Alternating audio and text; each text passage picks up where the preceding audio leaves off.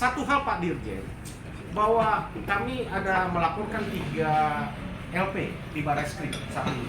LP yang pertama adalah kami melaporkan tentang dugaan penganiayaan, penyiksaan yang dilakukan oleh Aibtu Rudiana dan kawan-kawan yang saat itu berpangkat Aibtu, sekarang itu berpangkat Ibtu, yang diduga mendalangi, melakukan penganiayaan ini.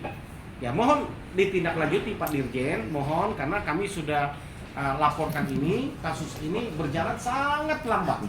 Kami laporkan dari bulan Juli awal, Juni akhir tahun 2024 sampai bulan Februari 2025 ini sudah berjalan 8 bulan.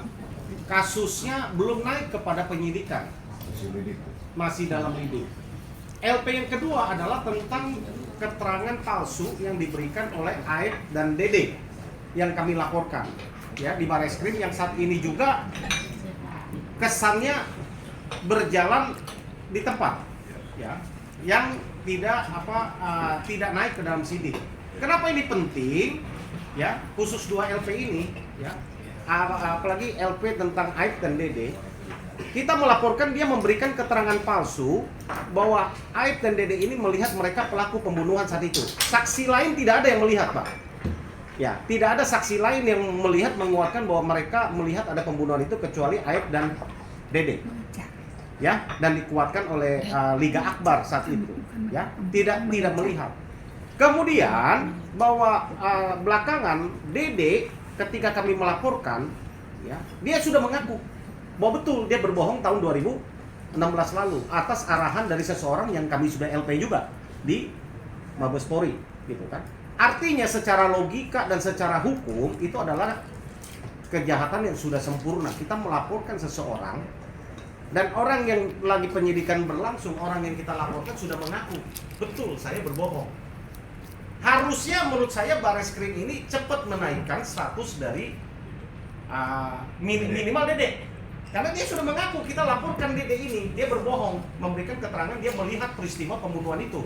Ternyata dia mengatakan dia tidak melihat dan itu bohong. Dan dia tidak ada di lokasi itu, Pak. Kira-kira. Ya. Saya pikir ini kalau itu naik, itu penting buat kami tidak ingin memenjarakan orang. Ya, apalagi Dede yang sudah secara sukarela mengakui bahwa dia berbohong. Sebenarnya kalau PK kemarin itu dikabulkan, kami tidak akan menekan Dede ini untuk diproses lebih lanjut Pak Dirjen, karena kami melihat ada penghargaan yang luar biasa, kejujuran dari Dede. Tapi saat ini kami selaku kuasa hukum daripada 7 terpidana ini tidak punya pilihan lain. Ya. Karena kami harus mengejar ini untuk mendapatkan betul nggak Dede ini bohong, sehingga bahwa kalau betul dia bohong dan dia sudah ngaku, orang kita melaporkan orang itu berbohong, dia sudah ngaku, kan harus naik. Kita butuhkan putusan inkra ini untuk kita dapatkan novum bahwa bukti secara nyata terjadi pertentangan keputusan. Kenapa saya umumkan ini secara umum dan kepada Pak Dirjen, ini masyarakat sudah tahu. Kemarin juga kami hadirkan Dede itu di dalam persidangan PK tahun 2024. Tapi tidak dianggap novum oleh karena pengakuan Dede itu dianggap belum teruji di pengadilan. Itu sebabnya kami mau kejar ini supaya bisa diuji di pengadilan keterangan Dede ini, sehingga mempunyai kepastian hukum, gitu kan, bahwa betul sudah terjadi pertentangan hukum. Dalam hal kemarin kita hadirkan, Majelis Agung menganggap itu belum terjadi pertentangan hukum oleh karena belum ada keputusan yang inkrah terhadap kesaksian Dede ini. Batu ujinya dianggap belum sah. Belum sah. Termasuk ada novum yang kita hadirkan, bukti percakapan antara Vina dan Mega Widi, ya. Handphonenya kita ekstraksi, itu juga tidak dianggap novum oleh karena tidak diuji dan tidak dikuatkan dalam putusan pengadilan, sehingga dianggap itu bukan sesuatu hal yang baru. Ya, ini sudut pandang yang berbeda, Pak Dirjen. Saya pikir ya kita hargai saja apa yang menjadi pertimbangan dari Hakim Agung, gitu kan. Tapi kami tetap akan memperjuangkan, ya, kami akan menguji ini secara resmi sehingga bukti fakta itu menjadi terkonfirmasi, secara legal. Jadi kami datang Pak Dirjen dengan teman-teman, ada Pak Dr. Ruli Panggabean, ada teman-teman di sini semua tim hukum, DPN Pradi. Kami bukan mau cari menang-menangan Pak Dirjen, bahwa kami melihat ada 7 anak manusia yang sekarang ini masih ada di dalam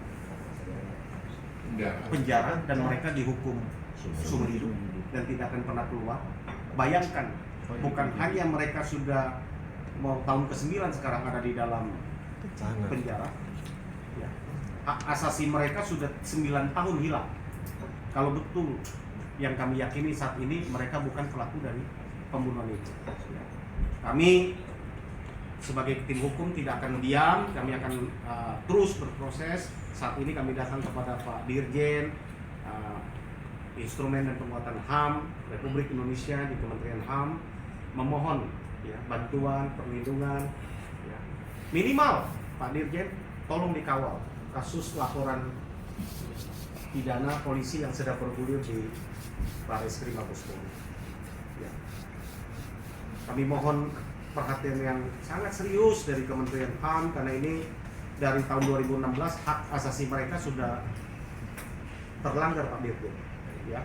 Kita itu saja, saya pikir intinya. Mungkin Bang Ruli mau tambahkan atau dari yang lain mau tambahkan, silakan. Ada teman-teman yang lain? Ya, cukup ya. Ya, Terima kasih.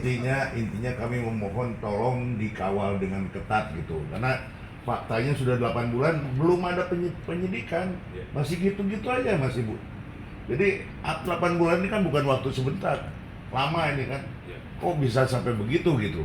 Padahal tersangkanya ada. Dede itu kan tersangka. Dan sudah ngaku. Dan dia sudah ngaku, tapi tidak diproses gitu. Ini yang saya nggak tahu ada apa, tapi minta tolong lah. Ini masalah hak asasi manusia gitu aja.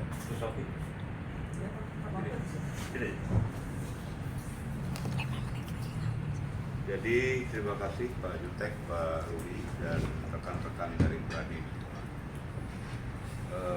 Kami mengapresiasi kedatangan Bapak Ibu semua, rekan-rekan semua untuk mengadukan ini ke kami.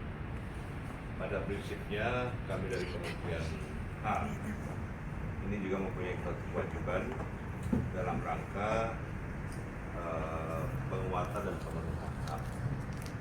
Pemenuhan HAM ini bukan hanya terfokus pada hak asasi manusia, tapi juga ada pada pelanggaran-pelanggaran yang terjadi, baik pelanggaran hukum secara spesifik maupun pelanggaran hak asasi manusia.